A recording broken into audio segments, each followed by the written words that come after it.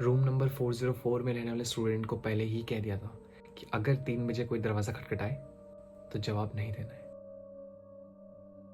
ये बात उस टाइम की है जब चाइना में सबसे ज़्यादा ठंड पड़ती है। ठीक उसी टाइम यहाँ पे चाइनीज़ स्टूडेंट्स अपना फाइनल एग्जाम्स ख़त्म करके अपने घर को जा रहे होते हैं ताकि अपनी फैमिली के साथ वो स्प्रिंग फेस्टिवल साथ में मना पाए। अब स्प्रिंग फेस्टिवल को यहाँ पे छुनछे कहा जाता है, जो चाइनीज़ लोग का न्यू ईयर होता है। लेकिन किसे पता था कि सिचुआन प्रोविंस के चोंगशुए स्कूल में एक सेकेंड ईयर के स्टूडेंट के साथ ऐसी घटना घटेगी कि पूरे हॉस्टल का कोई भी बच्चा रूम नंबर 404 में जाने से घबराएगा।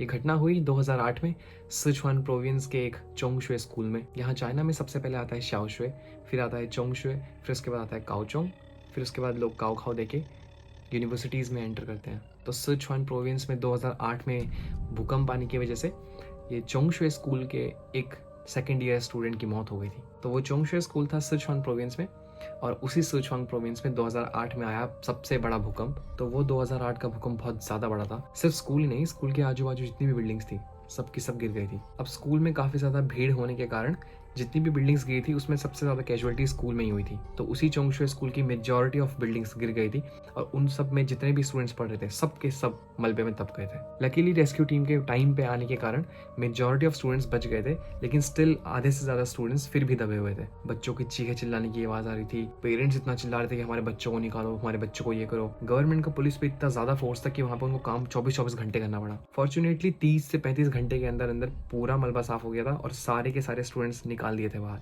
बस एक स्टूडेंट रह गया था।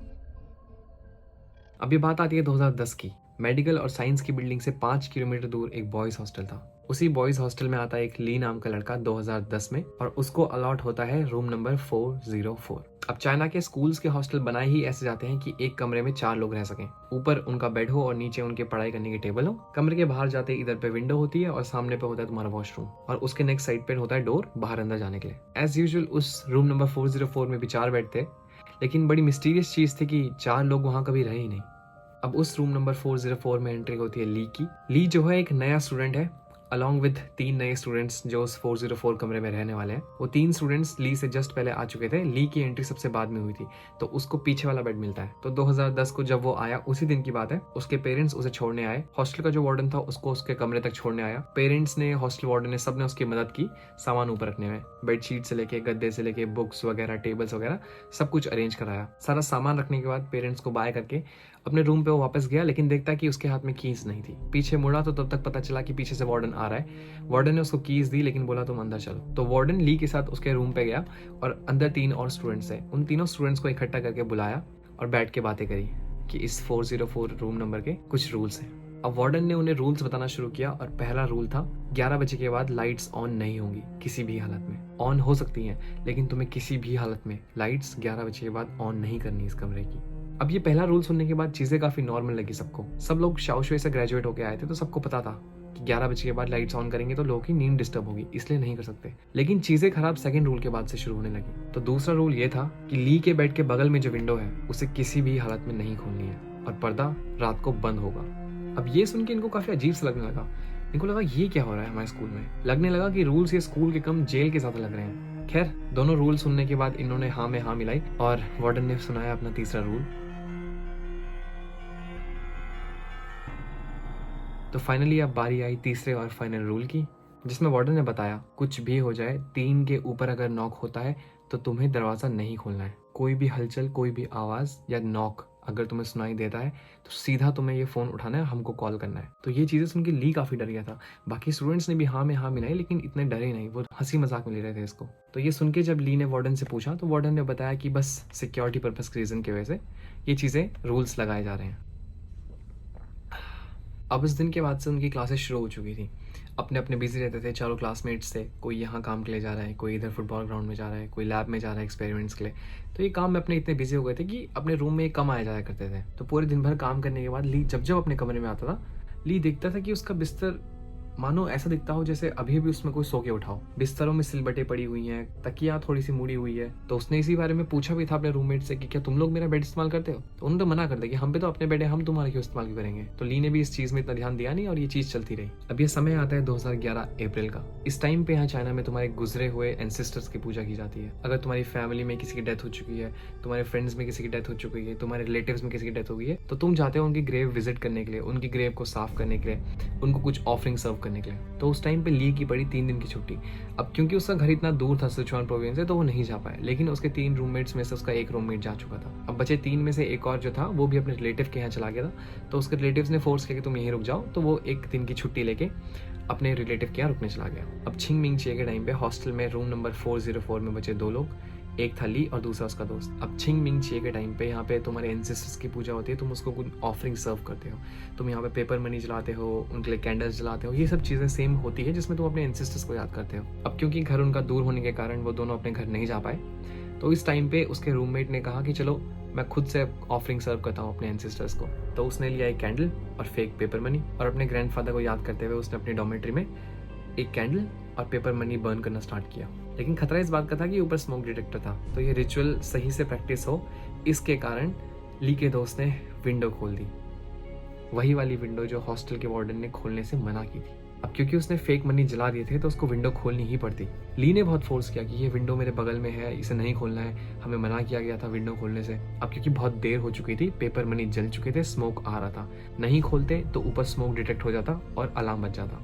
तो स्मोक डिटेक्ट ना हो इसके कारण इन्होंने रात के 8 बजे विंडो खोल दी और स्मोक सारा निकाल दिया। तो विंडो खोली इन्होंने सिर्फ 1 घंटे के लिए। 1 घंटे में सारा का सारा स्मोक पूरा का पूरा रूम से चला चुका था और इन्होंने फिर विंडो कर दी बंद। लेकिन ये ऑलरेडी बहुत बड़ी गलती कर चुके थे। वार्डन ने अगर बोला था विंडो नहीं खोलनी है तो किसी कारण से ही बोला था।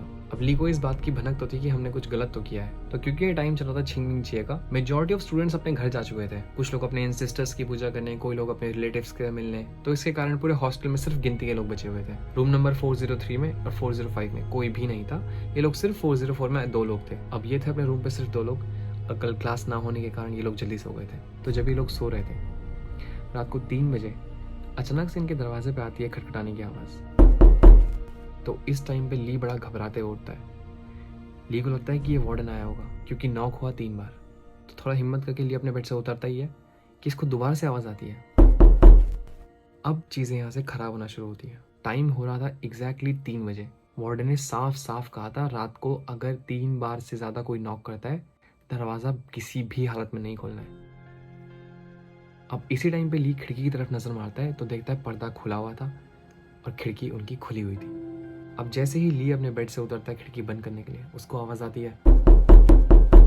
ली इतना ज़्यादा डर जाता है कि वो अपने बिस्तर में जाता है और जानबूझ के कान बंद कर देता है अपने तकिया से और सो जाता है। अगले 3 दिन तक उसकी तबीयत इतनी ज़्यादा ख़राब रहती है कि वो 2 दिन तक क्लास भी नहीं जाता। इसी चीज़ के कारण हॉस्टल वाला उसके कमरे पे आता है। वार्डन को पता चल चुका था ऐसा कुछ ना कुछ तो हुआ है इसके साथ। वार्डन ने उससे पूछा कि जेन्युइनली बता हुआ क्या है। उसने बताया कि हमने गलती से खिड़की खोल दी थी और ऐसा वैसा हुआ। और इन 3 दिन जब वो हॉस्पिटल में था बीमार होने के कारण, तो ली ने बताया वार्डन को कि मेरे सपने में एक लड़का आया था। उसने बताया था कि मेरी मौत साइंस बिल्डिंग के गिरने के चक्कर से हुई थी, मैं यहाँ दब के मरा हुआ हूँ और मेरी जो बॉडी है वो अभी भी यहीं पे है और उसके ऊपर बिल्डिंग बना दी गई है। ली को ये बात बिल्कुल समझ नहीं आई। ली बोल रहा है ये है क्या। तो वार्डन ने ये बात सबसे छुपा के रखी थी और उसको पूरा पूरा पता था कि वो लड़का जो इसके सपने में आया था कोई और नहीं, 2008 में 404 रूम नंबर में रहने वाला वही लड़का था जो 2008 में भूकंप के आने के चक्कर से मर चुका था और जिसकी बॉडी नहीं मिली थी। सारे के सारे स्टूडेंट्स रेस्क्यू हो गए थे, सिर्फ एक लड़का रेस्क्यू नहीं हो पाया था और वो वही लड़का था। और उस लड़के ने सपने में आके ये बताया कि मेरी बॉडी के ऊपर बिल्डिंग बन चुकी है।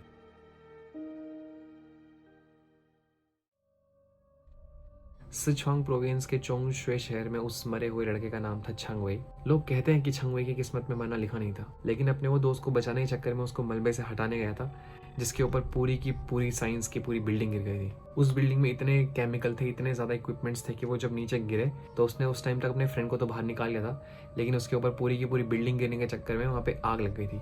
आग वो इतनी देर तक लगी और ऐसी लगी कि उसकी ना पूरी कोई बॉडी मिली, ना उसके कोई रैशेस मिले। और छंग वई का डॉर्मेट्री का नंबर था 404, वही रूम नंबर जिसमें ली रह रहा था। इसीलिए सिचुआन के उस चोंगशुए के 404 रूम नंबर में स्पेशल रूम्स थे। इस इंसिडेंट का इम्पैक्ट इतना ज़्यादा पड़ा उस स्कूल में कि उनको 404 रूम नंबर कम्प्लीटली बंद करना पड़ा। अब उस सिचुआन प्रोविंस के चोंगशुए स्कूल में कोई भी रूम नंबर 404 से या फिर 4 से स्टार्ट नहीं होता। इवन जो 4th फ्लोर है अब उसका नाम चेंज करके 3A रख दिया गया है। 3rd फ्लोर के बाद आएगा 3A, उसके बाद आएगा 5 फ्लोर। रूम को पूरे शट डाउन करना और पूरे 4th फ्लोर का नेम चेंज करके 3A कर देना सिर्फ इस स्टोरी से रिलेट नहीं करता। तुमको ये समझना पड़ेगा कि चाइना में जो 4 होता है, 4 को स बोलते हैं और यहाँ डेथ को भी स बोला जाता है। तो क्योंकि इन दोनों के प्रोनाउंसिएशन काफ़ी सेम है, तो इनका ये बिलीव है कि जो 4 है वो इनके लिए काफ़ी ज़्यादा ख़राब नंबर है। तो कोई भी चीज़ यहाँ पे अगर 4 से स्टार्ट होती है या फिर किसी भी चीज़ के अंदर अगर 4 आता है तो यहाँ पे बहुत ख़राब माना जाता है। खैर, इस हादसे को हो गया काफ़ी समय हो गया है, लेकिन स्टूडेंट्स का भी मानना है कि उन्होंने बहुत बार रूम नंबर 404 की लाइट्स ओपन देखी है। और अब ये बात सिर्फ रूम नंबर 404 तक सीमित नहीं है, पूरे स्कूल में ये बात पता है कि अगर रात को कोई भी तुम्हारा दरवाज़ा 3 बार से ज़्यादा नॉक करता है तो किसी भी हालत में तुम्हें दरवाज़ा नहीं खोलना है।